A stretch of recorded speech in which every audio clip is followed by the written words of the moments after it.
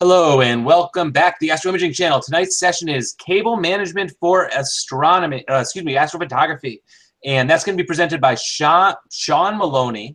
But the first thing I want to say is, and I hate to call you out here, but Elias Varvaresis, I got your T-shirt order. I didn't get your address, and your email is getting bounced back to me. So if you could just contact me with your address, then I could send out your T-shirt. I Googled you. I think you actually live nearby, or at least in Pennsylvania. But that's all I got out of Google was the astronomy club you're a member of. So I wasn't able to get much farther than that. So drop me an email with the contact on the Astro Imaging channel's contact form, and I'll get it out to you. Everyone else, all of the T-shirts have been shipped. So you should see them showing up anytime. Well, some of you might have got them already, but for the most part, you should see them showing up in the next few days, except for the European guys, and they're going to take a little while, or the Australian guys for that matter. Which reminds me, I really hate customs forms. I always feel like I'm doing something wrong, even though I'm just sending out T-shirts. This week's image of the week. Let me screen share. Sorry for that. This week's image of the week goes to Arturas Medvedevas, and it is NGC 5033, nice galaxy group. And trying to think, because when I looked at this one, well, you guys should check this one out on the website, because when I looked at it closely, I was able to pick out a lot of really cool galaxies, not just the two primary galaxies you see there in the front. But definitely check this one out on our website, where you can also submit your images for the image of the week. Okay, working my way through my to-do list. Let me get my screen back. Let me unscreen share. The other thing I want to say right off the bat is we do not monitor YouTube chat. We have our own chat on the astroimagingchannel.com. It bounces in the bottom right. You just click it. You can pop it out so you can have it in a separate window, so you don't have to watch it on the astroimagingchannel.com website, but at least then you can ask your questions and I can call them out and we can basically have a chat. Okay, that's it. That's all I got. What I'm going to do now is hand it over to Sean Maloney for with cable management. Sean, the camera's on you. Okay, I guess I need to screen share at this point. Yep. All right, let's see.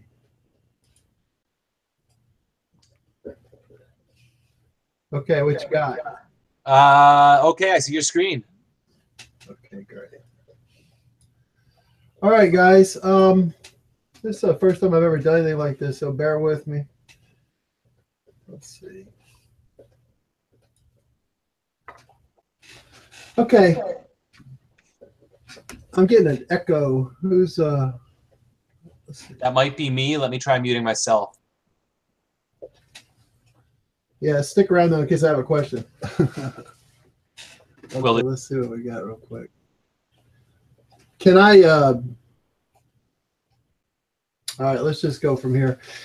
All right, hey guys, I wanted to see about Adam showing my live screen real quick so I can show you the scope next to me. So to go back, if I just go back to your main room right here, can you see my camera or you see my screen?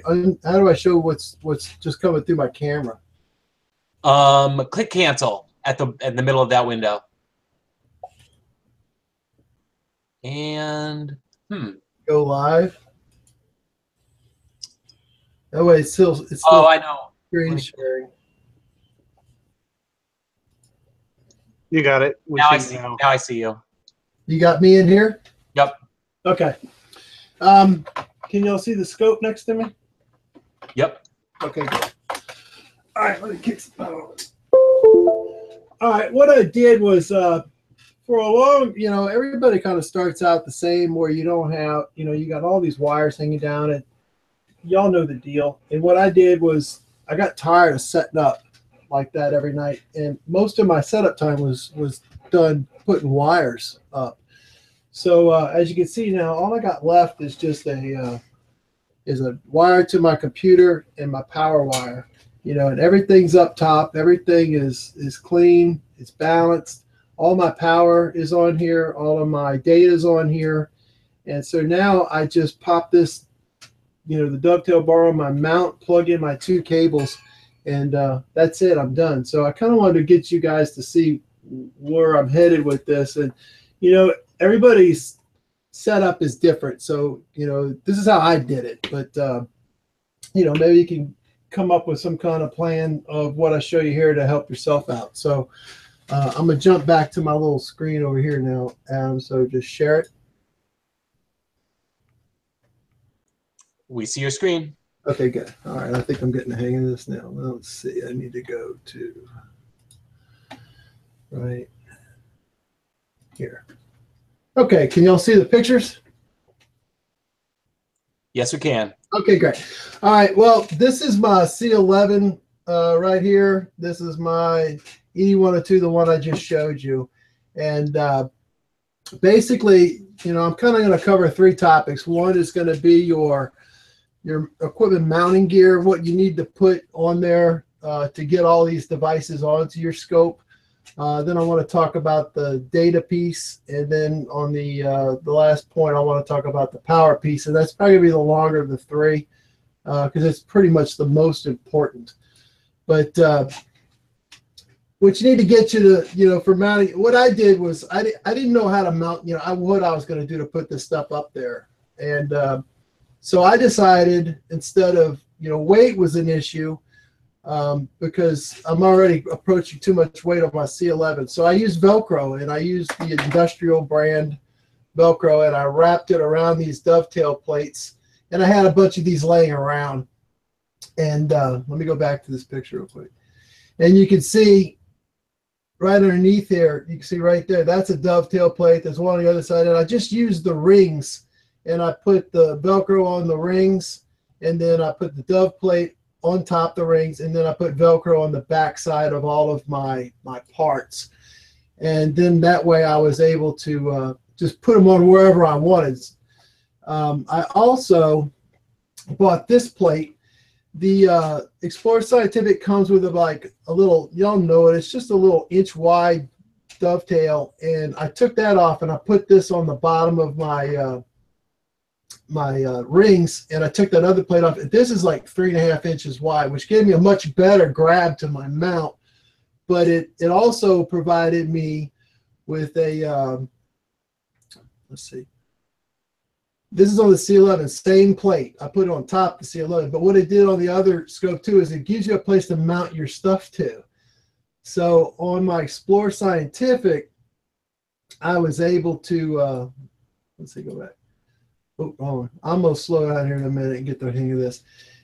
The dovetail plate sticks out past all the way up to here. And if you can see underneath it, there's some pictures later I'll show you, but that's my dew heater. So not only did it give me a better mount, but it created space to hide my cables under. And that's what you're after when you put your plates on there, because you got to put your cables somewhere. And so when you get these distances like I had on the C11, like right here, you can see the cables are kind of going up underneath it. That's where I stashed everything. And that's a picture of the side of the C11. All right, so let me move through. I know. So here's the first one I did. I'm on the power side, and you can see right here on the rings, I just put some Velcro up there. And then I wrapped the dovetail plate, mounted that as a full plate on the side of it, and then here's the power pole right here, and it's got Velcro on the back of it, and it pops right onto there. And then underneath you can see the dew heater slipped in underneath here. And the mounting portion of this video is going to be pretty quick. And stop me if you have any questions. But that's basically it. You just come through, you mount your gear up with your Velcro, and you don't have to use dovetail. That's what I had. I didn't want to buy metal and other things from the store because of weight. Not that dovetail plates aren't kind of heavy, but it's what I had on hand, and it's what fit. I know some people that even use wood. I probably wouldn't use it, but you know, any kind of thin metal or anything that's strong. And the Velcro is tight enough to where this stuff doesn't jiggle, it doesn't move around. And I didn't want to stick too much stuff on the OTA itself because I didn't know if that was going to create flexure or anything else that might happen inside my my imaging scope. So that's pretty much it as far as the mounting side of it goes. So let me go over to data. Okay, you're going to have to get new cables. Most of our equipment comes with, 6 foot, 8 foot, who knows. People get longer ones because they want to get further from their rigs. So I did, and I didn't want to cut any of my power cables that came with any of my gear. So I did order new power cables to cut those. And then I went and found smaller USB cables. Okay. The data side. You got to use, I used a powered hub.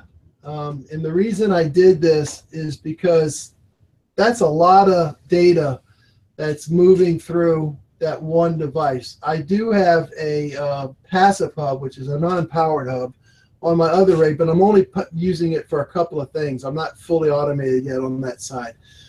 But a powered hub is going to give you a guarantee that all of your data transfer is going to take place at the correct speed that it's supposed to, and you're not going to get a traffic jam on this this one blue pipe that's running back to your computer. A couple of things about the hub. USB 3 is the hub that I used, and I think it's important that you should, if you do this, don't even buy a USB 2 hub. USB 3, it might be a little bit more. I don't think so. Could be, but everything's going USB 3. Even my ZWO camera is built as a USB 3. And just to give you an idea, USB 2 will work on a USB 3. But if I plug a USB 2 camera, or if I plug my USB 3 camera into a USB 2 hub, my frame rates on my ZWO go from like 15 frames per second down to 4. So that'll give you an idea of the loss of speed at which your data is going to travel.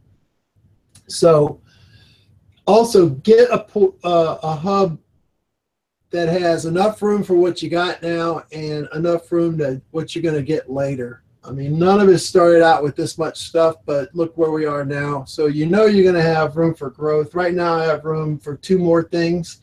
I can't think of anything more that I might put on there. I don't know, maybe my Polemaster I could put on there, but or add some different cameras. I do have an additional camera. You can see it's kind of hiding down here that I haven't plugged in. But basically, it just mounted right on the side. Something else that you need to get is you need to get a label maker. And you want to label all of your cables. You want to label on both sides, and you want to label the ports at which they're going to be plugged into. Windows does not like you to plug USB ports randomly every night into different ports, because when you plug a device into a port, Windows learns that device, and if you keep plugging them into different ports every time, sooner or later Windows, you're setting yourself up for a crash, I guess is the easiest way to say it. It's just not good for Windows. So if you label them, you know you're plugging into the same ports every time, and all of your stuff's going to come right up. What I would probably guess would happen if you continue to plug them in different ports, that something's not going to come up, or it's going to quit working, or you're just going to get into that. So just avoid the whole situation and just label everything. Label your cables on the front and on the back, and label them on the hub. Let's see. I'm getting ready to move over to the power section, which is going to be the most of this thing. Does anybody have any questions this far, though? I'm actually. I hear this. Excuse me. AC or DC for your USB hub? That one is a AC plug. Yeah. As a matter of fact, I didn't look to see if they made a DC hub. That would have been a good idea. Because that's the one extra wire that I have that's still hanging down. If you come back here and look, I forget where it's at. I'm not going to go all the way back to it. But yeah, I have the transformer sitting on the top of my my mount scope, because it's a 4 amp AC hub, and everything else is I mean a 4 volt transformer. Everything else I've got is 12 volts. So therefore, I kind of screwed myself, and I have it's right down here. But here's the power for the hub right here. You can see, and it runs down, and it's sitting on top of my polar alignment scope. So yeah, so I actually have 3 wires. You busted me on it. I have the computer wire, I have the power for the source, and then I have my hub power. So yeah, if there's a DC one out there, that's worthwhile to check, because then you could plug it in your pole, your rig runner. So anything else, Adam? No, I know there are. No, I know they're out there, but they tend to be a lot more expensive. But that's it. That's the case. That's it. That's the case. You can also get step-down power converters to go from your 12 volt to 4 or 5 or whatever you need to, right? Are you asking me, or are you telling me? I'm saying yes, you can. Oh, okay, yeah. I didn't. This was something that I just kind of tackled on my own. I spent a little bit of time figuring it out, and it all works. And so I didn't go too much further beyond that. But let's see. Let's go to, all right, power. There's a bunch of different ways you could power this thing. I know some of you guys are using batteries. We were talking about that earlier. Some of you are using AC power. That's what I use, because I image by my house and I image out at my camp, which has power. It's my dark site. But you can do both with the way I set this up. You can use your batteries, or you can use AC power. But I want to spend a moment talking about, let me scoot down to my notes here because this is important. I want to talk about DC power as opposed to AC power.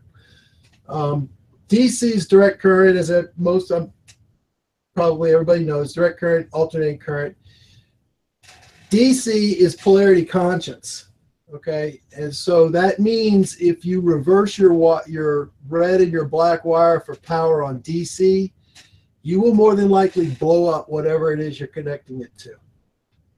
So you've heard the old days that says, contractors say measure twice, cut once. Well, on this, meter 4 times and power it once.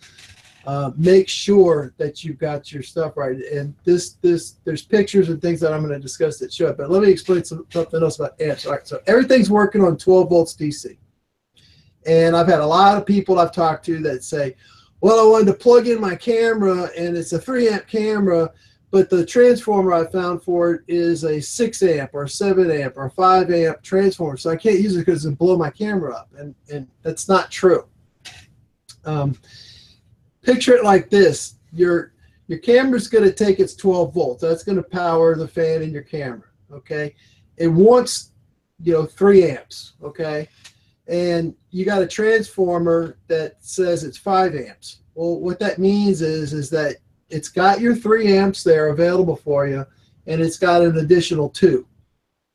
Not that your camera's going to draw on them, but they're there if it needs it. It's not going to send 5 amps to your camera. It's just going to be what your camera draws. Now here's where trouble can arise. It's the opposite, or the different direction that you have to worry about. And in the military, there was a word for it. I don't remember what we used to use, but basically, if you have, let's say, a 3 or a 5 volt, let's just say you have a 5 volt camera, and you plug it into a 5 amp, 12 volt DC camera, and you plug it into a 12 volt 3 amp power supply, you don't have enough amps, right? So your camera's going to say, I want my 5 amps, and the transformer doesn't have it to give. So what the transformer does is it says, okay, well, I'll go rob power from the 12 volts and I'll give them his 5 amps. And so the camera gets its 5 amps, but then if you measure your voltage now, you might be at 11 volts or 10.5 volts. It's gonna rob Peter to pay Paul somewhere along the line. And that's where your equipment can get damaged. So when you're measuring for your amps, you want to make sure you get right on the money or just above. I try to go a little above on everything. Any questions on that, Adam? Nothing yet. Okay. So we use well, let me just keep moving along. So get you a meter. You know, it's a fairly decent meter that I have, but that's not, doesn't mean you can buy a $25 meter, but or a $10 meter, but get your meter and learn to read your meter and trust your meter. It's gonna tell you what's going on. This is my rig runner by it's a power pole made by Rig Runner, and what it does is right here is an input, and it feeds the 12 volts and the amps into the Rig Runner here, and this is actually capable of handling up to 40 amps, but I only have a 20 amp fuse in it. I don't need more than 12 or 13. Let me back up. So when you want to measure for your power, what you're going to need on your scope, you got to go and take each one of your devices, your dew heater, your mount, your cameras, your autofocus, whatever it is that you're going to connect to that thing. You need to pull the paperwork or look up the specs on it, and you need to write down how many amps it draws. And then what you want to do is add those up. And on your dew heater especially, when you look up, I know on Thousand Oaks and on Orion's I looked up, the first rating they give you is what it's drawing sitting there. You don't want that one. You want to scroll down a little further and look and see what is it drawing when it's at full bore. So most of them are like 4, you know, you can put 4 bands on it. You want to know how many amps is that thing going to draw when all 4 of them are up and running full speed. And that's going to be the size. So you can see I got a 10 amp fuse on my dew heater because at full bore, it's going to pull about 8 amps. And then on my mount, it pulls about 3.5 amps. So I've got a 5. My cameras they only draw 2 amps. So I got 3. And then my focuser, Ron told me at Moonlight, it only draws 1 amp or less than 1 amp actually. So I got a 1 amp in there. And when we were talking about pulling amps and stuff, it's no different than the switches on your house, you know. So these are there to protect you. You don't want to put in, you certainly don't want to put in a fuse that's under an amps, because we discussed that earlier. But then you don't want to put in one that's got too many amps on it. Okay, so if my ATIC camera is supposed to draw 2 amps, and it can draw as much as 3 before it pops this thing, and you want it to pop if it pulls 3, because you got a problem and you want to cut power to that device so that you don't do any damage to it. So if you put a fuse in here that's too high, then what's going to happen is your camera could be pulling 7 amps. Let's say you put a 10 amp in there. Your camera could be pulling 7 amps and you'll never know it. And then one day your camera dies and you don't know why. Well, that's because somebody put too high of a fuse. Just like in your house, people, you know, they get a switch that keeps popping, so I know, I'll just go put a bigger switch in. Well, that's great, and it won't pop anymore, but you're not addressing what's going on in the field, and you wonder why your house burns down. So you want to do all of your adding up of all your amps, and then you want to calculate, you know, if you could get a fuse that's a few amps over, you're going to be good to go there. I mean, this 10 amp I only use 2 strips, so I'll never even approach 8 amps. So I could probably even get away with a small one, but I didn't want to take the chance. So I'm just right above the border on each one of my devices. And that way, if something happens, I would rather lose a ½ cent fuse than a $2,500 ATIC camera. And I'm sure you would too. Now, this is what drives my, I'm going to kind of switch between this and that, 2 pictures. This is also made by Rig Runner or PowerWorks. It's a 12-volt system, and it's got 2 outputs on the front. So you could actually run 2 telescope rigs off this thing, and it provides 30 amps outside of it. And on the back of it, let me switch to this one. You've actually got, you know, kind of like you see for your speakers on the back of your stereo receivers, same thing. So you can actually run another, you could run your power off of this if you want to as well.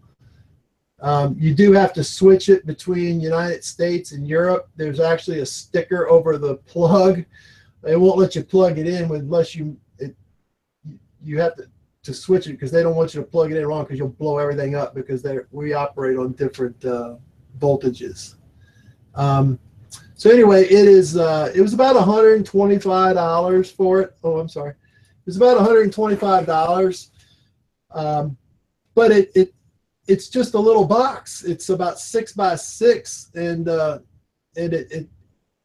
it sits on a bucket underneath my mount, or you know, I have a couple of plugs. I think I actually have a right here. I'm not gonna cables, not that one. I'm sorry. We'll get to it. Yeah, see right here. This is the wires that go to your garden lights that you can buy at Lowe's. It comes in big spools. That's what this wire is. It's about a 12 to 14 gauge wire. And so I just wanted to get a much thicker stranded wire to push my pole, my power pole. Then they sent me this, and it's still, as you can see, the wrapper's still on it. I didn't use it.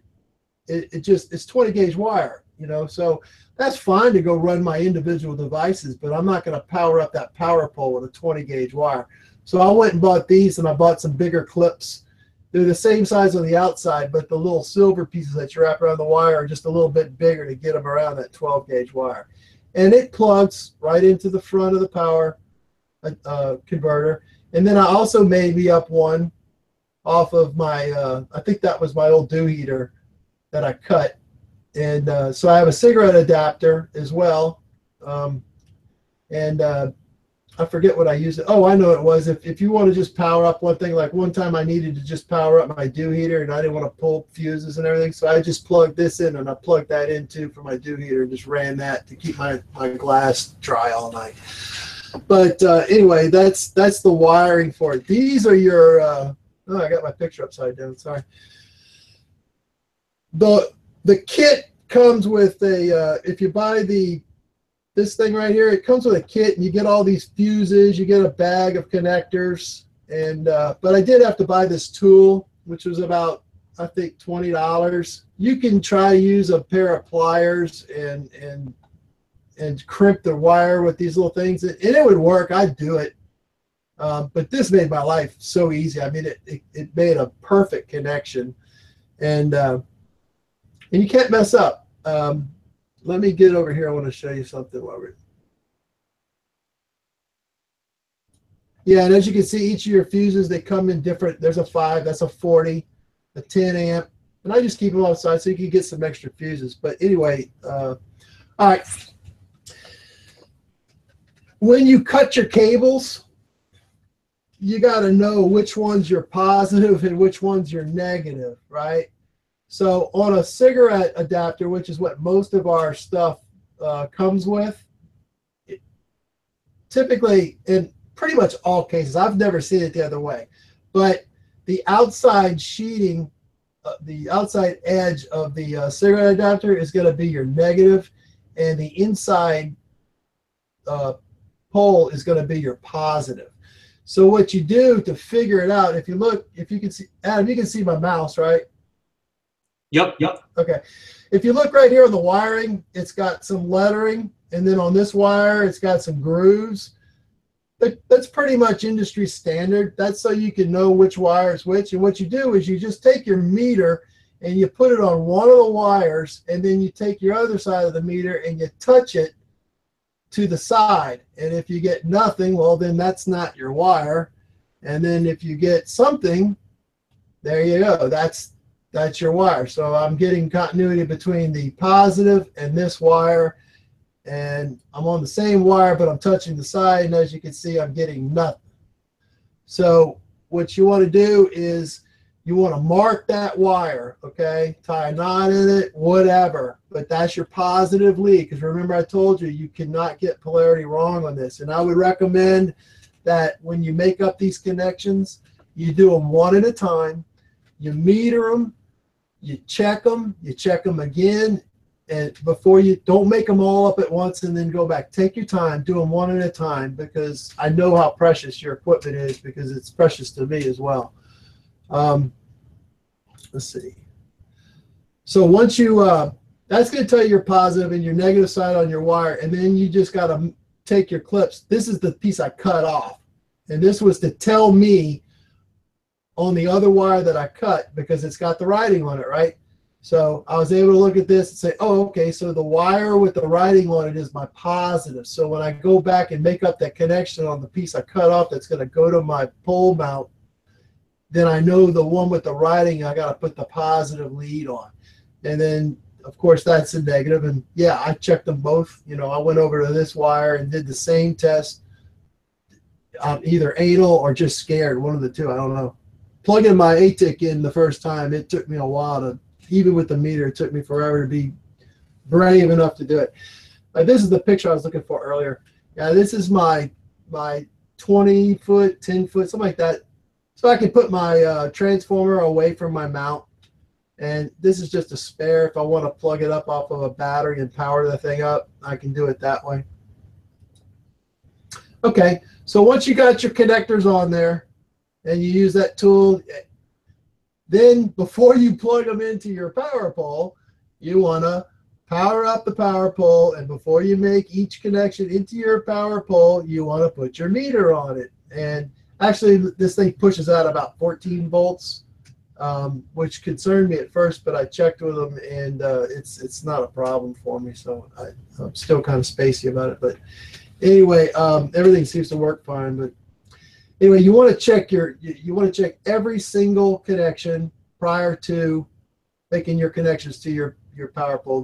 This thing here itself too also pushes 12 volts outside the power bin right here. So I'm not real sure. I'll get back to you on it. But, and that's where your fuses are going to connect into. And you know, you push. Oh, I've kind of moved past that point. So,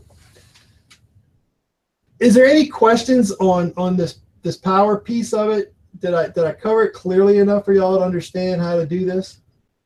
I think you covered it pretty clearly. You guys out there, have a minute to chat. Okay, so basically when I got done, you know, I ended up with this. And this is the side. So I have my moonlight focuser velcroed on to the bottom set of the rings. I got my power pole mounted on the top side on the left-hand side. I don't have my pole master running because I usually take that off anyway. And then I'm also using the EQ6 from what is that guy, Backyard Astronomy, whatever, I can't remember his name. But anyway, that's what, I don't use my hand controller anymore. So the data, the USB piece is running up this cable and plugging into my data side. So I'm controlling my mount through it, and there's my power to my mount, and it runs up and it powers into the mount right here. This is probably the busiest side of the scope. And then that's kind of a front shot of it. But it's clean, you know, and then see the data doesn't have a whole lot on it. But here's my dew heater, and then all of my data. And oh, the other thing I wanted to talk about was, you know, when you're doing your wiring harness, before I put my USB hub and before I put my power stuff on it, I laid in all my wire. I got everything up and ran underneath all the little pieces and tied up and coiled. And when you do this point, you got to make sure the best thing to do is just to wheel out put your filter wheel on, put your longest camera on there, and then wheel it all the way out, and then measure your cables so that you're going to have some play. Don't do it with it all the way in and make them tight, and then you go to focus and you don't have any play. So make sure you leave yourself plenty of play, and get good cables. Don't buy cheap cables from Rite Aid or something. You know, I don't know if I could say that here, sorry. But get some decent cables. Let's see. And this is powering my hub. So yeah, shame on me for not looking into a DC hub. Didn't know about that till tonight. I might have to go look at that now because that bothered me to have to put that there. But I'm just like that. And that's just a close-up of what it looks like close to the hub. I actually have I'm ex-military. We always put safety loops. So I have a safety loop on my power. I'm always petrified that my power is going to just pull out in the middle of an imaging session. So I give it at least 2 shots. You know, it's going to have to get snagged on something pretty hard. It's got to pull this off before it can pull on that. So You saw that already, and that's all my slides. And let me go back to this channel here.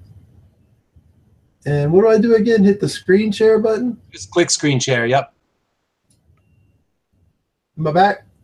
You're back. Okay. So yeah. So that's what I ended up with. And you know, you can see it's all clean. It doesn't, nothing's moving around, nothing's shaking.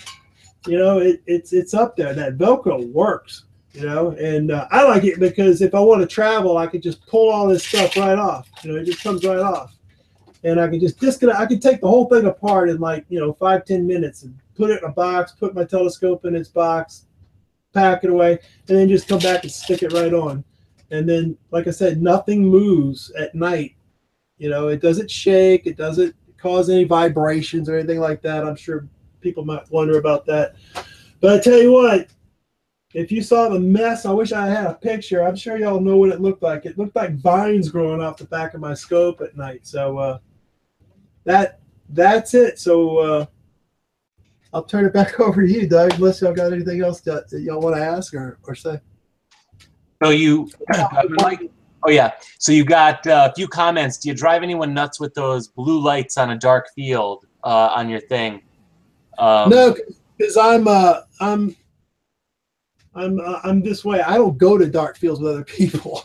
I have a dark side at my camp, and it's skies are 22, 21.8, 22, and nobody's out there. I'm in the middle of the swamp. Nobody's out there but me, and I shoot at my house. So no, I would put tape over them or something. It's a good point, you know. So no, I don't have to worry about it because I don't have anybody else around me bothering. Yep. Yeah, so it's cool because it's quickly changing where with those mini computers, in chat somebody even mentioned a stick computer. You can put a computer on the mount, but for those of us who I think are a little bit more traditionalists, it's nice to have kind of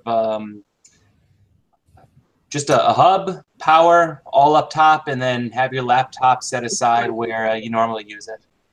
Well, actually, it was funny because you came back from Neath and you were talking about that little computer, and you know the wheels started. I was like, "Ooh, I wonder if I could get a computer up there. Then I can get rid of that wire too." But no, this is good enough for me compared to where I was and where I'm at. I mean, it was, you know, it was like having to deal with your Christmas lights every night. Yeah. Because you know as well as I do, it's 4 o'clock in the morning. You're done imaging. You got to shoot flats, and you want to go to bed. And what do? You just pull all your wires off and throw them in a box, and then you go out the next night and you pull them out, and they're all tangled, you know, and you got to go through the whole thing of untangling them, get them put up, tie them together, make it all pretty and nice so it doesn't get snagged. Now, I don't have to do that anymore. Yeah.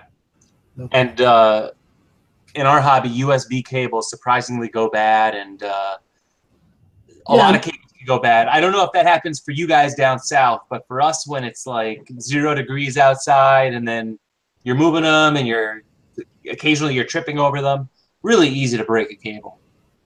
Yeah, I actually, when I was looking for cables, I was digging through a catalog. I run a low voltage company, and I have a catalog for these things, and I was looking at some, and they had them for, you know, severely cold temperatures and stuff that I read that they could snap on you and stuff. You know, that doesn't happen in South Louisiana. So, and then I heard your cables get really hard up there, that they lose their springiness and stuff. So, yeah, but anyway, on this rig, you can just unplug it, pull it right out, and put a new one in. Take me 5 seconds. Awesome.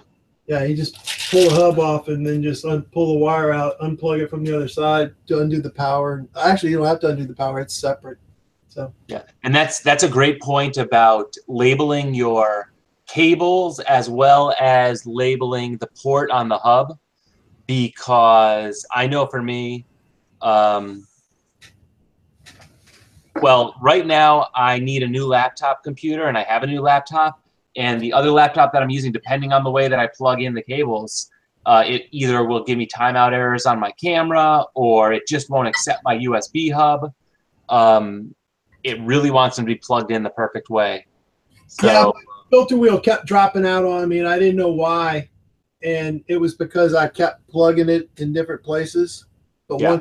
once I finally settled on one spot, and I'll tell you something else I did, and I don't know if this matters. It's just the way I think. But I put my camera in the number one. I don't use the number one slot on this one, but in the first slot's got my camera, because in my mind, whether it's right or not, I'm thinking, well, I don't want my data traveling through the filter wheel and the focus and all that. You know, it probably means nothing. But to me, I was like, well, if anything's getting on that cable first, I want my data from my camera getting down the cable first. So that's how I wired it in importance to me. Yep. So the mount came after that. So anyway. Awesome. So I don't see any other comments. Oh yeah, Stephen Mills is commenting, when you're using that stick PC or that other PC, of course, you team viewer in and see what the stick is doing. Which, yeah, I guess then you can use like a cell phone or an iPad or something to. Yeah, I haven't. I looked up. I use TeamViewer as well. Especially with summer coming, and once I'm up and running an SGP outside, I come inside and sit in this office and do everything.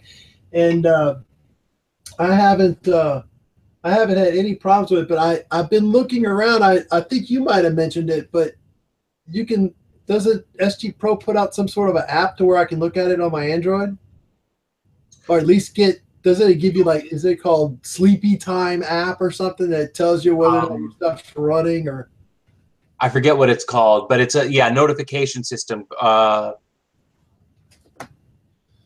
I don't know if they put anything where I can control it from the phone. I don't know that. Well, from your phone, you can use TeamViewer or Type VNC. There's a few viewers that you can use. I didn't think about running TeamViewer to my phone. That's a good point. Okay. Yeah. That's a great idea. Then I can actually see the images coming in. Yep. Then I can really be lazy and just go lay in the bed and watch it happen. Oh, that's the way I've been doing it for years. Well, that's the way I've been trying to do it for years. I feel like it hasn't been clear in a long time, but. Oh, is it okay to mention that I'm doing that video? Absolutely. Yeah.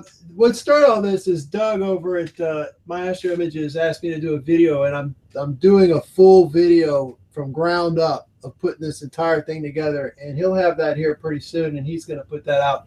So there'll be a really good video, to not just kind of a PowerPoint presentation, but an actually me starting from the beginning, walking through it, putting it all together, and that'll be. And he's got a great video on how to make up those Anderson clips. Mm-hmm. So you might want to check with him too, and that'll be out in about a month. Question just came in about how heavy is that? So I'm assuming the hub, the dovetail bars. Dovetail bars are the most, but yeah, the dovetail bars. I don't know. Less than half a pound for sure. I mean, there's hardly anything on here. This hub weighs ounces. I mean, it's a piece of plastic. It doesn't weigh anything. The dovetail bars, if you got a dovetail bar that's 6-8 inches, then you know how much it weighs. That's all the weight.